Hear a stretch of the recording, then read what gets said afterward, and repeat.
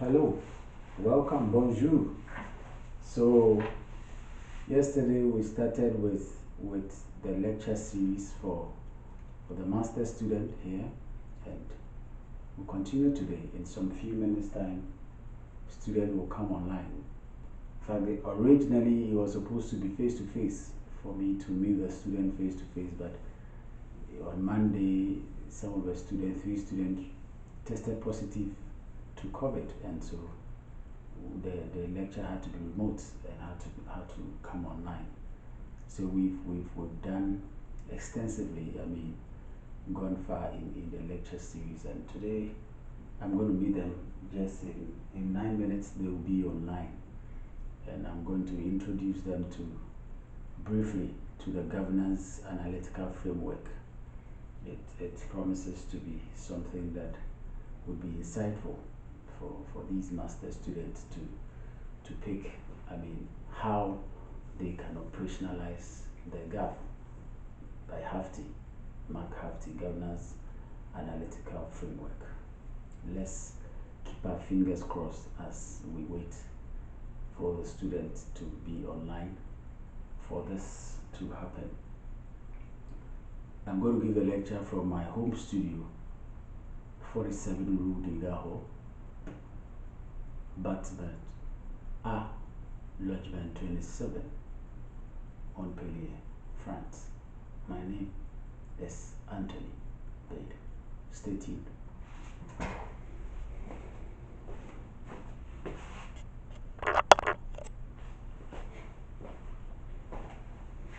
think this morning you would also do a presentation, isn't it? So maybe you can take 1 hour to 45 minutes to 1 hour to finish the presentation of the governance framework, and then I can explain to the students the text, the papers they will have to read and analyze. Yes, I may even finish earlier. I'm just going to be brief. Okay. So and then we can leave them work on the yes, papers to have a lot of time to read. for the rest of the morning, and then and then that's it. Yeah. We can gather again on Friday. Yeah, that's fine. That's fine.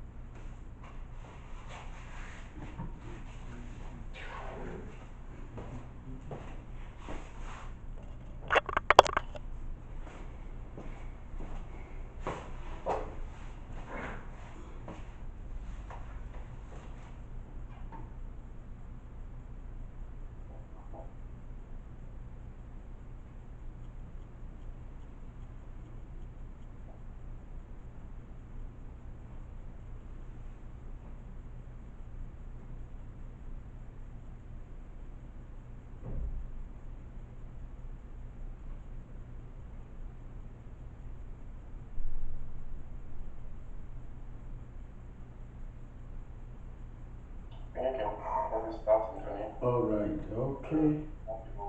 That's great. So,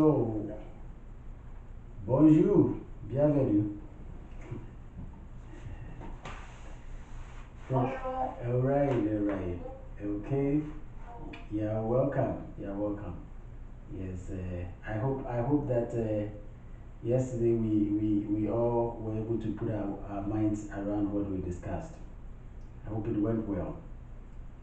Yes. So yes, great. So we are going to continue today, and today will be brief because you will also have work to do. You will have readings of materials to make, and so you have to be brief so that I'm going to introduce you to the Governance Analytical Framework, and so that we know our way around it. In fact, in the document on that will be given to you so that in your field of work, in your practice of of work, you'll be able to, if the need be that you have to use it, you should be able to know your way around it.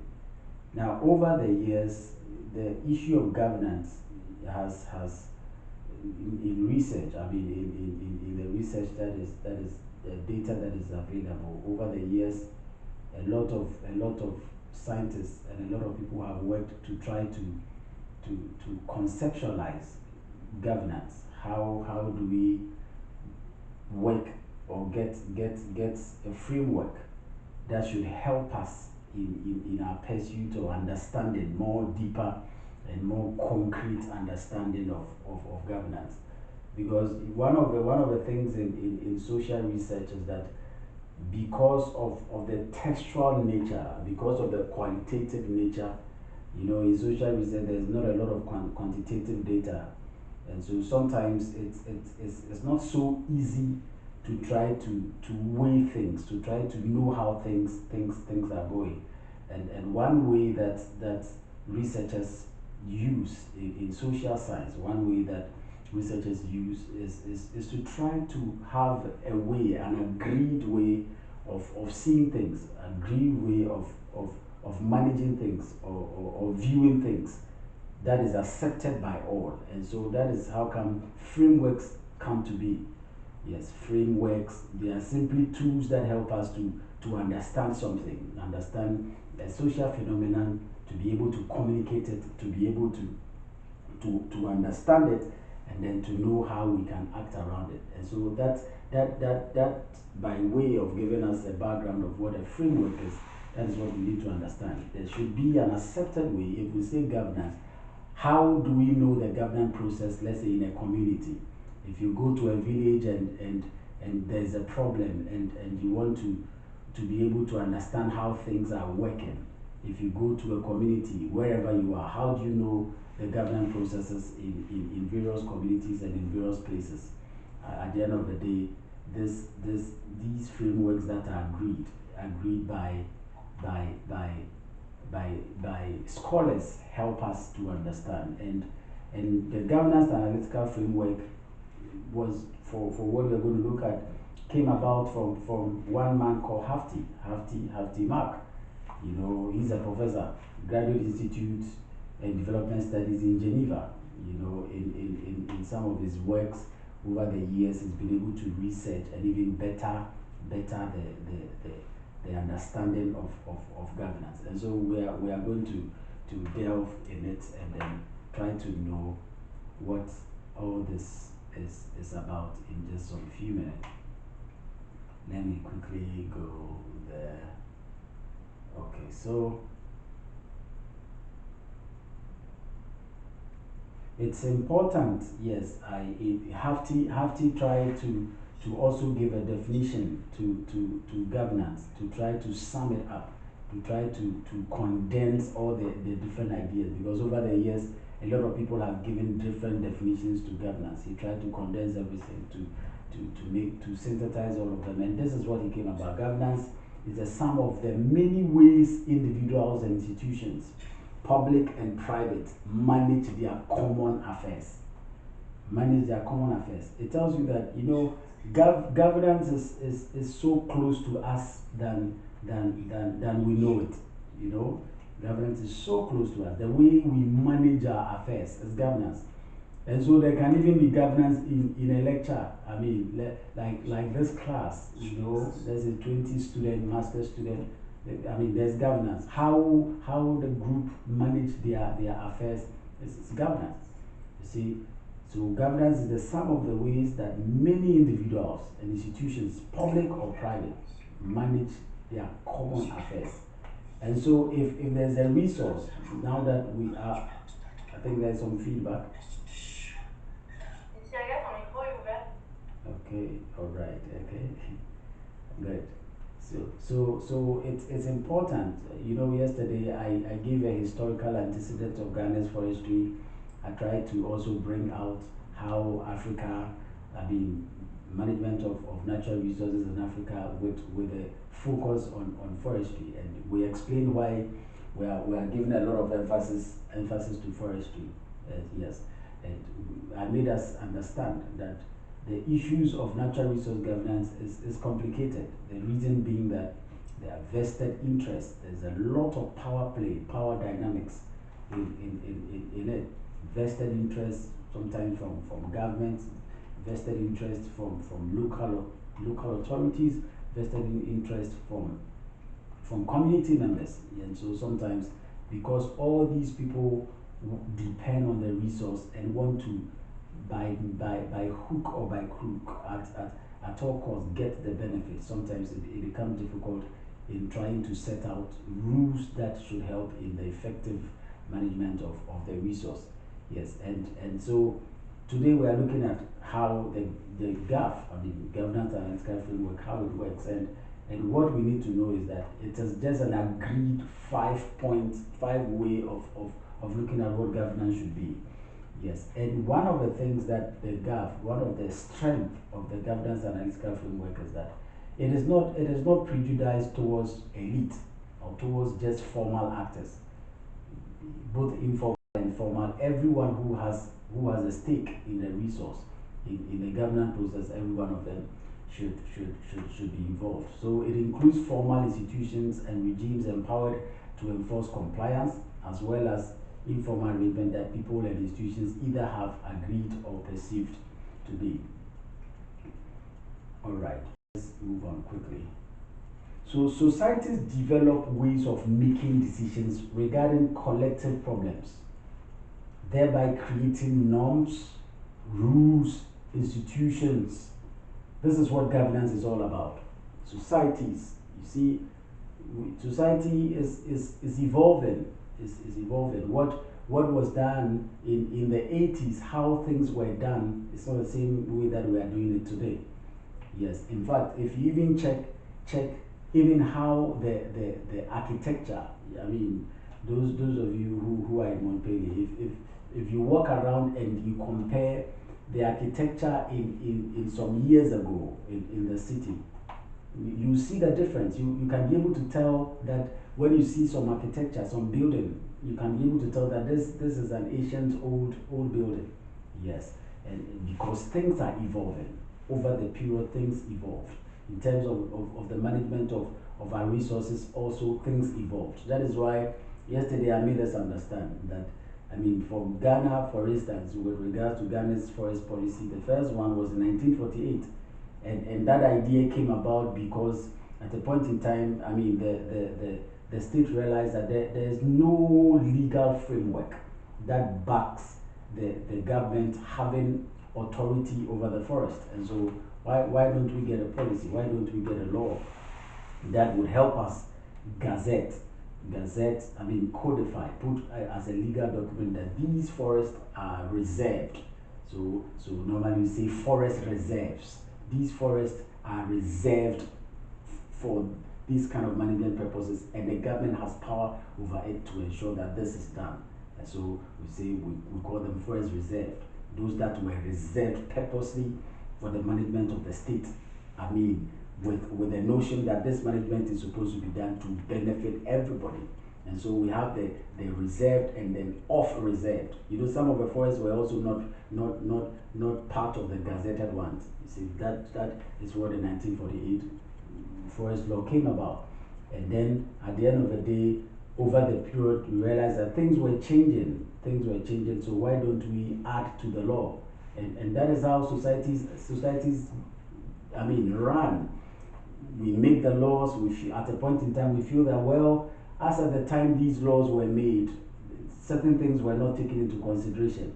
And so it is important that as things are evolving, we add to the law. I mean, in 40 years ago, 30 years ago, the kind of internet speed that we have now, I don't think it was there. I mean, I just saw it on WhatsApp, I think some few days ago, where a lady some years back said that a time will come that mobile phones will be in the pocket of people. And I think that those years when she said it, it looked like how can a mobile phone be in people's pocket? It looked like something that was not possible. Today, look at what we have. I mean, we have some as tiny as some even have the phone on their watches. You know, that is how societies have evolved. In terms of even crime issues now, things have become so sophisticated, and so we keep reviewing law. Society keep changing as we are evolving. Things are being reviewed by day, and so in terms of even management of our resources, things are changing. Things are changing. In fact, as far as rosewood is concerned, in Ghana, while the Chinese also are very, very much interested in this rosewood trade, now they bring a lot of sophisticated gadgets. There are some machines that silences. When the trees are even being felled, you can't hear the sound. That is how far we have come. That somebody can be in the bush felling a tree with a silencer that you can't even hear the sound. Before you realize the tree is down and they are loading it and they are taking it off. But hitherto, the machines that were used in felling the trees, no matter where you are, you hear the sound. But things are changing. And so if you have to map up a way to clamp down on this, and all that you had was to hear, let's say the forestry institution officers, all that they use in tracing these illegalities was just to listen to the sound of the machine. Now here we are, that some machines are there that as the trees are being felled, you can't even hear it. So things need to change. New things, ways of regulating things need to change. So that is what governance is about. Society developed by making decisions. We make decisions. I stated yesterday, whilst we were having a lecture, one of the things that we do when we are not so much, happy with things is that we start talking about them. As we are talking about them, we are trying to register our displeasure. And if you are registering our displeasure, then we are pushing the frontiers of things to the level of things changing. We are saying that that's how things are going. We are not really interested. If new ways can be done, and that is how come we change government here and there.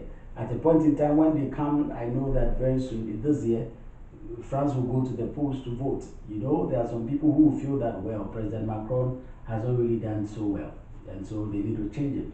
There are some people who may also feel that, well, this man has done a lot for the country. Let's keep him to continue the good works. And so when people are satisfied, it's either they would strengthen the rule that is there.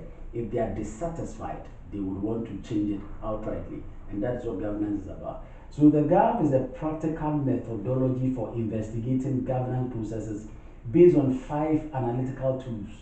First of all, the problem. What is the problem? Who are the actors? What are the social norms in the area where we have identified the problem? What are the processes? And then what are the nodal points? So we are going to take them one by one. What problem is, the actors, social norms, processes, and then nodal points. Yes. So, as far as problem is concerned, we don't need even to talk much about it. At the end of the day, what is it that we want to look at the power dynamics around? What is it that is a problem that has necessitated some level of change? What is it? So the first step in applying the GAF is to understand and clearly define the issues at stake. What are the issues? What are really the issues that we are interested in? That we think that for this kind of issue, people who have interest in it need to sit down and look at it again. Need to sit down and find a common ground. Need to sit down and fine-tune things to suit everybody. What are the problems?